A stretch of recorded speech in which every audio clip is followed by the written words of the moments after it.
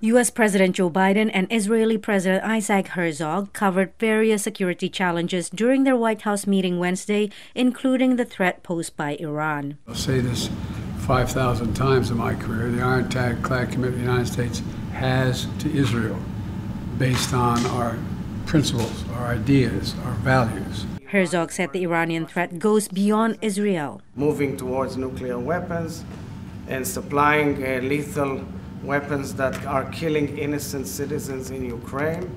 Ukrainian and Western officials have confirmed that Russia has carried out strikes with Iranian attack drones throughout Ukraine. Kyiv has asked Israel to provide air defense systems such as the Iron Dome that could counter these strikes, though Israel has declined. Biden is not pressuring Herzog to change Israel's stance. National Security Council Strategic Communications Advisor John Kirby told VOA. And they talked today about Ukraine, of course.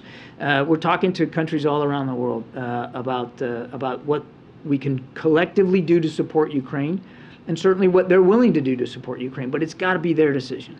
Israel has condemned the Russian invasion but has so far limited its Ukraine assistance to humanitarian relief. With Russian military presence in Syria, Israel needs to coordinate with Moscow to avoid hitting Russian forces as it targets Iranian missile bases in Syria and to target Iranian weapon shipments destined for adversarial groups. They're focused on not antagonizing Moscow so they can continue to protect their own borders from Iran's weapons falling into the hands of Hezbollah and other proxy actors. Biden also lauded the U.S. brokered deal between Israel and Lebanon to end their maritime boundary dispute, enabling cash-strapped Beirut to explore offshore gas wells. If they hadn't reached that agreement, it may have triggered a war between Israel and Hezbollah.